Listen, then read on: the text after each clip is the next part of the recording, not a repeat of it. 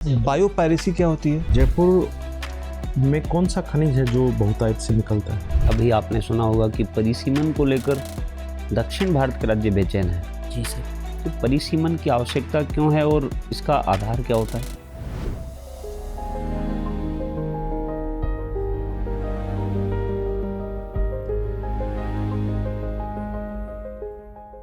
may I come in sir? आइए। नमस्ते sir. नमस्ते। बैठिए दीपेंद्र। Thank you sir. कुछ बताएं अपने बारे में दीपेंद्र आप। सर मैं जयपुर जिले से बिलोंग करता हूँ। मैंने बीएससी किया है जूलॉजी से और वर्तमान में मैं प्रयोगशाला सहायक के पद पे कार्यरत हूँ महात्मा गांधी राजकीय विद्यालय रेजिडेंसी सी स्कीम जयपुर में।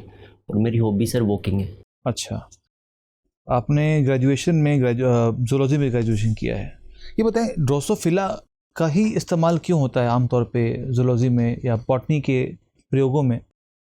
सॉरी सर मुझे आइडिया नहीं है। अच्छा, आप अभी लैब असिस्टेंट के पद पे काम कर रहे हैं। आपकी क्या दायित्व होते हैं आपके? सर मेरा प्राथमिक दायित्व ये होता है कि जो लैब के जो उपकरण हैं उनको व्यवस्थित करना और उनको एक स्टॉक रजिस्टर होता है उसमें संधारित करना।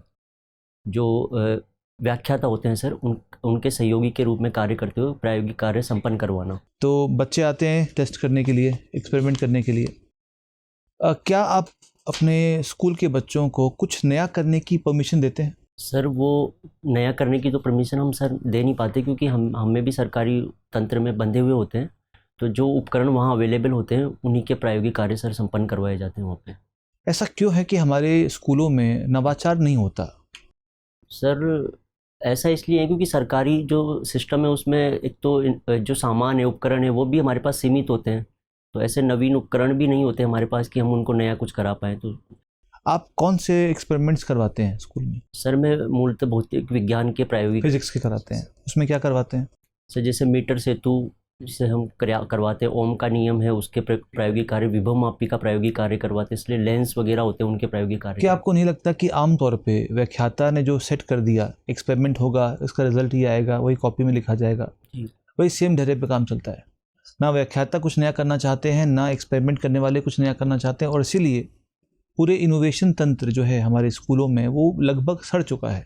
सर ऐसा अभी तक हो रहा था लेकिन नई शिक्षा नीति है उसमें थोड़ा सा इसमें बदलाव किया गया है सर। जैसे डिजिटल लैब्स की उसमें बात की गई है, अटल टिंकरिंग लैब की उसमें बात की गई है ताकि इससे जो ढर्रा जो चल रहा था पुराना उसको उसमें बदलाव। क्या आपने कभी किसी बच्चे को कुछ नया सोचने के लिए प्रोत्साहित किया है? सर मैंने जैसे कि छोटे जो बच्चे होते हैं सर उनको भी मैं कभी लैब में ले जाया करता था तो उनमें भी एक क्यूरियोसिटी इसके लिए डेवलप हुई है सर कि हमें मतलब छोटे बच्चे जो 5th-6th क्लास के थे मैं उनको कभी जैसे वीक में एक बार सर प्राइवेट। एक कंपनी है SpaceX, नाम सुना आपने? जी सर।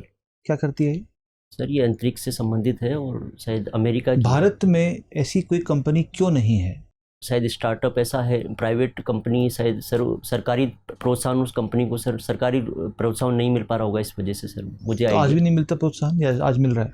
अभी इतना डेवलपमेंट हुआ नहीं है रक्षा क्षेत्र में, जो अपना बजट आवंटन है वो भी सर कम है इस वजह से। रक्षा या अंतरिक्ष? सॉरी सर, अंतरिक्ष के क्षेत्र। अच्छा, ये बताएं कि आपने जो अध्ययन किए हैं, आपने शायद जूलॉजी पढ़ी है जी, ऐसे कौन से क्षेत्र हैं जूलॉजी के जहाँ पर हम और नवीन उपाय कर सकते हैं जिससे पर्यावरण को एक सुरक्षा मिले या मानव जीवन को सुरक्षा मिले? जैसे सर एनिमल्स, जैसे डोली भेड़ बनी थी सर, ठीक है, तो बायोटेक्नोलॉजी के क्षेत्र में हम नया कर सकते हैं सर। और एनवायरनमेंट के लेवल पे तो सर मुझे सब कुछ आइडिया याद नहीं आ पा रहा सर। बाकी बायोटेक एक मेजर सेक्टर है जिसमें हम अच्छा कर सकते हैं सर। जैसे बायोपायरेसी क्या होती है? बायोपायरेसी सर जैसे बायो चिप चुराने से संबंधित है, मुझे सर ज़्यादा याद नहीं आ रहा। आपकी रुचियों में वॉकिंग है, ये बताएं कि वॉकिंग और जॉगिंग में क्या अंतर होता है? सर वो जॉगिंग जो होती है वो वॉकिंग से थोड़ी तेज़ होती है, स्पीड का अंतर है। और सर वॉकिंग में एक पैर हमेशा नीचे होता है जबकि जॉगिंग में ऐसा भी होता है कि दोनों पैर हमेशा हवा में रहे। ये मुख्य अंतर। वॉकिंग से आपने क्या बेनिफिट्स आपने लिए, एक्सपीरियंस किया है? जी सर, वॉकिंग का सबसे प्राइमरी बेनिफिट तो ये है कि सर अपना जो शरीर है वो एक्टिव रहता है, हेल्दी रहता है और हार्ट संबंधी समस्याएं उनमें काफ़ी कमी आती है सर। स्ट्रेस कम होता है जिससे अपनी नींद बेहतर होती है। तो सर ये मेजर इसके। भारत में इस समय ओबेसिटी एक बड़ी प्रॉब्लम है। हाँ सर। क्या कारण है इसके? सर इसका मेन कई सारे कारण हैं इसके। एक तो सर खान पान पर ध्यान नहीं दे पाते हैं। एक सर उनका जो वर्क कल्चर है, आजकल सिटिंग जॉब्स ज़्यादा हैं तो एक्सरसाइज वगैरह भी नहीं करते हैं। नाइट कल्चर ज़्यादा बढ़ रहा है सर, तो रात में जागना, ये सारी चीज़ें सर इसमें है। ठीक है सर। दीपेंद्र जी, जी सर। आपने लिखा आप मूलतः जयपुर सिविल लाइंस के रहने वाले हैं। जी सर। ठीक है, तो जयपुर के बारे में आपको इसका मतलब पूरी जानकारी होगी। जी सर, जितना मैं पढ़ पाया ठीक है, हूँ। जयपुर में कौन सा खनिज है जो बहुतायत से निकलता है? सर जयपुर में लोहा निकलता है। कहाँ पे? मोरीजा बानोला एक जगह है, वहाँ पे लोहा निकलता है। इसके अलावा नमक सांबर झील से निकलता है सर। डोलोमाइट अभ्रक भी निकलता है सर जयपुर से। तो ये कुछ खनिज है जो निकलते हैं। ठीक है, जयपुर किस नदी के तट पर स्थित है? सर जयपुर बाणगंगा नदी है सर। तो उसके किनारे तो नहीं है सर ऐसा कि, लेकिन बाणगंगा नदी है, डून नदी है, मोरेल, ये कुछ नदियाँ जो जयपुर से प्रवाहित होती है सर। ठीक है, रोपवे का नाम सुना आपने? हाँ जी सर। क्या होता है रोपवे? सर पहाड़ी जो पर्यटन है वहाँ, मतलब पहाड़ी एरिया पे एक जगह से दूसरी जगह ले जाने के लिए काम में आता है सर रोप। कैसे? मतलब पहाड़ी पे कोई पर्यटक स्थल या कोई मंदिर स्थित है ना, तो उस एक जगह से फिर उनको दूसरी जगह मतलब ले जाने के लिए, जल्दी ले जाने के लिए काम में आता है सर। जैसे सीढ़ियों से जाए। जी, जयपुर में ऐसा कोई रोपवे? जयपुर में सर सामोद में है मुझे आइडिया। और सर और मुझे याद नहीं, सामोद का मुझे है सर, वीर हनुमान जी, उसके अलावा मुझे ठीक है। जैविक उद्यान क्या होता है? जैविक उद्यान सर एक वन्य जीवों को संरक्षित करने का एक उपाय है, जिसमें वन्य जीवों को उनके प्राकृतिक वातावरण में सर सुरक्षित रखा जाता है। जयपुर में ऐसा कोई जैविक जी उद्यान? Sir, Nahargarh biological park. Nahargarh biological park. तो बायोलॉजिकल पार्क में मतलब किसको शिफ्ट किया गया है? सर जैसे बाघ भी है कुछ। नहीं, मेरा कहने का मतलब ये है कि बायोलॉजिकल जो पार्क हैं जी, इनको बायोलॉजिकल पार्क कैसे बनाए? कितने बायोलॉजिकल पार्क बनाए राजस्थान में भी? सर राजस्थान का तो एक सज्जनगढ़ में है, नाहरगढ़ है, और Machia safari I think Jodhpur में है सर। ये कुछ बायोलॉजिकल पार्क से। बाकी जू क्या था जो हुआ करते थे सर पहले, उन जू को शिफ्ट किया गया है। जू को शिफ्ट कर दिया किसमें? जी, बायोलॉजिकल पार्क में, जिसमें जयपुर के अंदर कौन सा हो गया? नाहरगढ़। नाहरगढ़ में ऐसी कोई सफारी जो शुरू करी गई हो हाल ही में? सर नाहरगढ़ में 2 सफारी है, एक तो बाघ सफारी और एक शेर सफारी। टाइगर सफारी जयपुर की सबसे पहले कहाँ करी गई थी? Tiger safari sir I think Nahargarh में आइडिया है सर। कंजर्वेशन रिजर्व समझते हो? जी बिल्कुल। क्या होते हैं सर? कंजर्वेशन रिजर्व जो राष्ट्रीय उद्यान और वन्यजीव अभ्यारण्य होते हैं, उनके बीच का एक क्षेत्र होता है जिसमें वन्य जीवों को संरक्षित करने का कार्य किया जाता है। तो ऐसा कोई राष्ट्रीय उद्यान जयपुर में है? हाँ सर, ना सर 3 राष्ट्रीय उद्यान है सर जयपुर में सर। राष्ट्रीय उद्यान नहीं, वन्यजीव अभ्यारण्य है। तो कंजर्वेशन रिजर्व ऐसा क्षेत्र होगा जो राष्ट्रीय उद्यान और अभ्यारण्य के बीच में हो। तो जयपुर में कोई कंजर्वेशन रिजर्व नहीं सर? है जयपुर में कंजर्वेशन रिजर्व। तो राष्ट्रीय उद्यान तो है ही नहीं सर। राष्ट्रीय उद्यान नहीं है, लेकिन बीच में आ सकता है वो एरिया, मतलब वन्यजीव अभ्यारण्य और राष्ट्रीय उद्यान के बीच में आ सकता है वो एरिया। अच्छा, आपने जिसको अपन कहें कि जस्ट अभी विधानसभा चल रही थी, उसके अंदर एक नाम सुना होगा, शाहपुरा बांध। शाहपुरा बांध? हाँ, अभी खूब चर्चा में रहा है। और उसका रीजन था कि जो राम सेतु लिंक परियोजना जो चल रही है, इस राम सेतु लिंक परियोजना के अंदर कुछ बांधों को जल आपूर्ति के लिए, इससे कनेक्ट करने के लिए शाहपुरा बांध का नाम जो था वो भी जोड़ा गया था। क्या एग्जैक्टली ऐसा कोई बांध है क्या? सर मुझे क्योंकि अभी ये विधानसभा में ये मुद्दा चला था कि शाहपुरा तो बांध ही नहीं है कोई, वहाँ के जो क्षेत्रीय एमएलए हैं उन्होंने ये मुद्दा उठाया। तो आप जयपुर के रहने वाले हैं, क्या आप? सॉरी सर, मैं शाहपुरा डैम के बारे में मुझे अवेयरनेस नहीं, मैं पढ़ लूँगा एक बार जाके। चलिए ठीक है। धोकड़ा समझते हो क्या होता है? धोकड़ा वृक्ष है सर। क्या विशेष बात है? सर राजस्थान में सबसे ज़्यादा पाया जाता है। ठीक सर। अभी आपने सुना होगा कि परिसीमन को लेकर दक्षिण भारत के राज्य बेचैन हैं। जी सर। तो परिसीमन की आवश्यकता क्यों है और इसका आधार क्या होता है? सर हमारे देश में परिसीमन का जो मुख्य आधार है वो जनसंख्या है सर। जो परिसीमन हुआ था सर लास्ट 1971 में, वहाँ पर 1971 लास्ट परिसीमन हुआ था, उसमें 1971 की जनसंख्या का आधार बनाया गया था सर। उसके बाद में क्या है कि दक्षिण भारत की जनसंख्या तो सर कम हुई है या फिर उन्होंने स्थिर करने का प्रयास किया, जबकि उत्तर भारत की जनसंख्या काफ़ी बड़ी है। तो मुख्यतः नाराज़गी दक्षिण भारत को ये है कि जनसंख्या के आधार पर परिसीमन ना किया जाए, इसके और भी आधार बनाए जाए। जैसे सर आर्थिक वृद्धि, पर्यावरण संरक्षण के प्रयास, महिला सुरक्षा को लेकर या महिलाओं के सशक्तिकरण को लेकर प्रयास, इस तरीके के प्रयास भी इसमें जोड़े जाएं सर। आपने अपना 12th 2012 में पास किया और उसके बाद ग्रेजुएशन आपने वो भी ओपन यूनिवर्सिटी से किया। क्यों सर वो 2019 में किया? सर मैंने 3 साल नीट की प्रिपरेशन की थी सर, तो उसमें मैं सफल नहीं हो पाया सर। अच्छा, नीट की प्रिपरेशन में आप थे।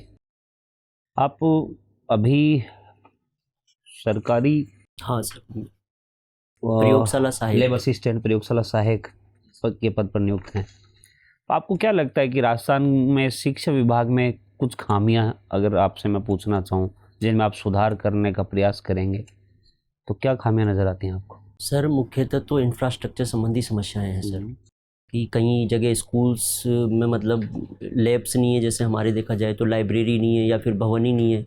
दूसरी सर स्टाफ की कमी रहती है, कहीं ना कहीं कोई ना कोई स्टाफ कम हो जाता है, कभी कोई छुट्टियां पे चला जाता है तो पढ़ाई बाधित हो जाती है सर। और तीसरा है सर योजनाओं का जो क्रियान्वयन है, सरकारी योजनाओं का, वो क्रियान्वयन भी सही तरीके से नहीं हो पाता है। क्या कारण है इसके पीछे? सर जैसे कि योजनाओं में कभी कभार लेट लतीफ़ी होती है कि उनका बजट या आवंटन नहीं हो पाता है, तो मुख्यतः मुझे तो यही कारण लगता है। बाकी सरकारी जो कर्मचारी होते हैं उनके स्तर पर भी कहीं ना कहीं सर थोड़ा डिले कर दिया जाता है, तो ये मुख्य। अच्छा जी, वोल्ट मीटर, अमीटर और मल्टीमीटर, क्या अंतर है इनमें? सर वोल्ट मीटर वोल्टेज को मापता है, एमीटर धारा को मापता है, और मल्टीमीटर का आई थिंक सर दोनों को मापने में यूज़ हो सकता है। आई थिंक सर मुझे थोड़ा सा जयपुर स्थापना के बारे में मुझे कुछ बताइए।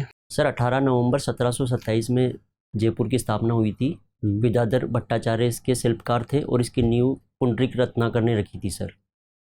अच्छा जी। और सर इसमें जयपुर की जो शिल्प है उसमें 9 अंक का विशेष प्रयोग किया गया है सर। 9 चौगड़ियाँ और 90 डिग्री। सर ऐसा इसलिए है कि 9 ग्रहों को ध्यान में रखते हुए किया गया है ये।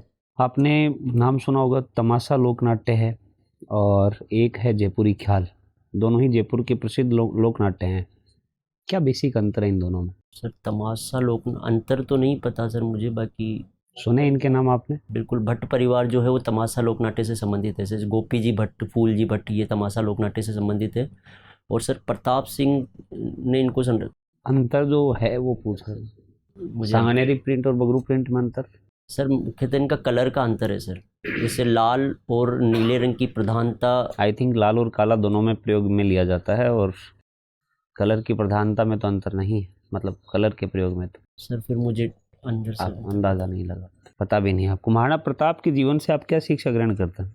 सर राष्ट्र प्रेम सीख सकते हैं मतलब, और वीरता और शरणागत की जो रक्षा है वो भी सीख सकते हैं, और वचनबद्धता, मातृभूमि के लिए संघर्ष, ये सारी चीज़ें सीख सकते हैं। चलिए मेरा अंतिम प्रश्न है आपसे, आज आपका चयन इस पद के लिए नहीं किया जाए, इसके पीछे आप क्या अपने में 2 खामियां बता सकते हैं मुझे? 2 कमी। सर मुझे ऐसी तो कोई कमी नज़र नहीं आ रही सर। मतलब आपका व्यक्तित्व परिपूर्ण है? सर व्यक्तित्व तो किसी का परिपूर्ण नहीं होता, लेकिन ऐसी कोई मेजर वो नहीं है जिससे कि मुझे मतलब वंचित कर दिया जाए एग्जाम से। जी सर। दीपेंद्र, अभी आपने कहा महाराणा प्रताप के गुणों के बारे में, शरणागत की रक्षा की आपने बात की। भारत में पिछले कुछ वर्षों से बहुत भारी संख्या में रोहिंग्याज आके बसे हैं जी। तो क्या हमें उन्हें शरण देनी चाहिए या हमें उनके साथ क्या बर्ताव करना चाहिए? जो बाहर से जो लोग आए हैं उनके लिए एक अच्छी तरह सोच समझ के निर्णय लिया जाना चाहिए, और मुझे नहीं लगता सर उनको शरण तो नहीं दी जा सकती, क्योंकि ये तो फिर अपने देश के लोगों के साथ भी सही नहीं होगा सर। तो लेकिन आपने अभी कहा कि महाराणा प्रताप ने डिपोर्ट, हाँ जी जी सर। तो उस कंटेक्स्ट में आपके दोनों जो वक्तव्य हैं उनमें विरोधाभास दिखाई दे रहा है। जी सर, इस पे व्यापक सोच समझ के सर निर्णय लिया जाना चाहिए। मुझे लगता है कि उनको मतलब अवैध रूप से अगर वो आते हैं तो सर उसको तो नहीं दिया जाना चाहिए, वैध रूप से अगर आए तो फिर तो ठीक है सर। अच्छा, ये बताएं कि गुड तालिबान और बैड तालिबान में क्या अंतर है? सॉरी सर, मुझे अफगानिस्तान के मामलों का पता है आपको? वहाँ पे क्या चल रहा है, क्या हुआ है? अफगानिस्तान में जो तालिबान का वापसी हुई है सर, तो मुझे बस इतना ही आइडिया। अच्छा, नहीं पता। अरब क्रांति सुना आपने? सर मुझे सुना। हवाला नेटवर्क सुना आपने? हवाला ये होता है कि सर जो धन होता है उसको, काले धन को वापस कन्वर्ट कर दिया जाता है, मतलब बिना कोई बैंकिंग सिस्टम का यूज़ किए हुए। ऐसा क्यों? सर ये वही है कि करप्शन के लिए, मतलब भ्रष्टाचार के लिए, या फिर ब्लैक मनी। श्योर है या नहीं है? सर मैं पूरी तरह श्योर नहीं हूँ।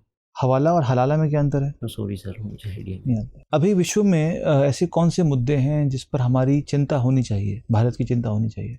सर बेरोजगारी है। नहीं, वैश्विक मुद्दों की बात कर रहा हूँ, अच्छा, मुद्दे अंतर्राष्ट्रीय मुद्दों की बात। टेरिफ वाला मैटर है जो अभी चल रहा है। ठीक है। एक नेपाल में जो क्राइसिस है सर, और बांग्लादेश भी जो है अभी थोड़े उनके जो बयान हुए हैं अभी मोहम्मद यूनुस जी के, तो वो भी थोड़ा सा। बांग्लादेश के प्रति हमारी जो पॉलिसी है वो सख्त हो या सॉफ्ट हो? सर सख्त तो बिल्कुल नहीं होनी चाहिए, सॉफ्ट ही होनी चाहिए, क्योंकि हमारा पड़ोसी है और हमने पड़ोसियों के लिए हमेशा उदारवादी नीति अपनाई है सर।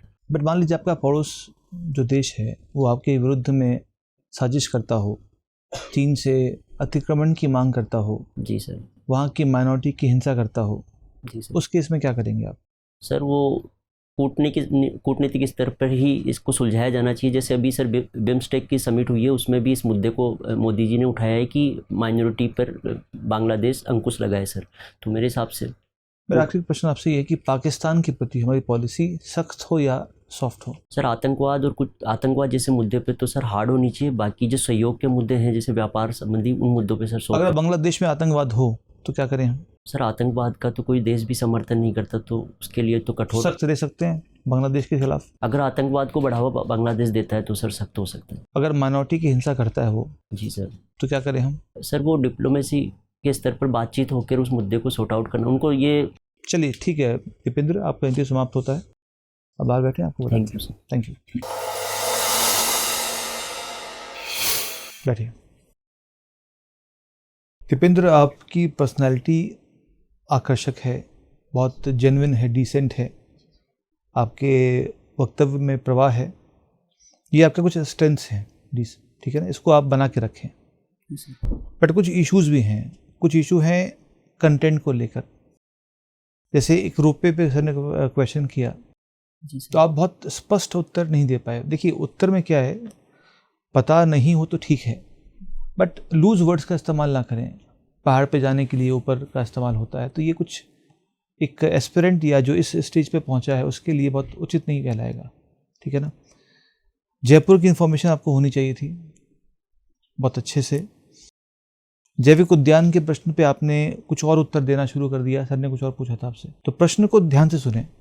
क्वेश्चन है कि प्रश्न को ध्यान से सुने कि पूछा क्या गया है।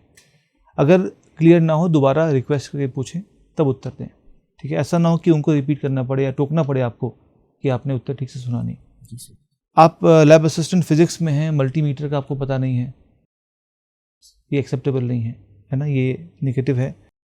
सांगानेर प्रिंट के बारे में जो कल्चर का पार्ट है, जो सर ये मुझे मिला नहीं, मैं ढूंढा खूब, लेकिन मुझे पता था क्वेश्चंस का, लेकिन इनको आप मुझे रंग का ही इसमें डिफरेंस लगा सर। हाँ, महाराणा प्रताप ने शरणागत की बात नहीं की थी, उन्होंने आत्मरक्षा की, आत्मसम्मान की बात की थी।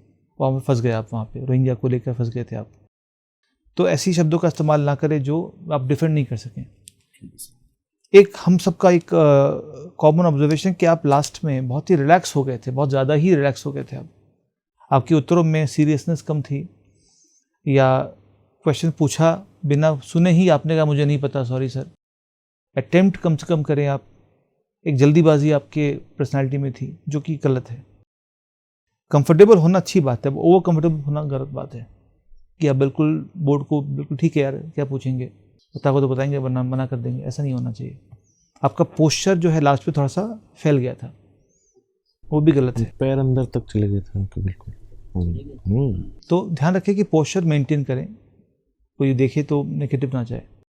आईआर के मुद्दे पे आप बहुत क्लियर नहीं हैं, पता होना चाहिए, ये वीक पॉइंट है आपका। आईआर एक इंपॉर्टेंट पार्ट है। और मेन चीज़ था कि जो फिजिक्स का पार्ट था उसमें भी उत्तर आपने ठीक से नहीं दिया। तो करंट अफेयर्स या कोई ऐसा पार्ट स्ट्रॉन्ग तो हो कि जहाँ से क्वेश्चन पूछे तो आप उत्तर दे सकें। बार बार मना करना भी उचित नहीं है, ठीक है ना। तो इन पे आप काम करें। बाकी वैसे अच्छी पर्सनालिटी है और आपसे उम्मीदें हमें हुई हैं, क्योंकि आपने सही उत्तर बहुत जगह दिया भी है, ऐसी बात नहीं है। जो फीडबैक आपको दिया हमने उस पर आप काम करें।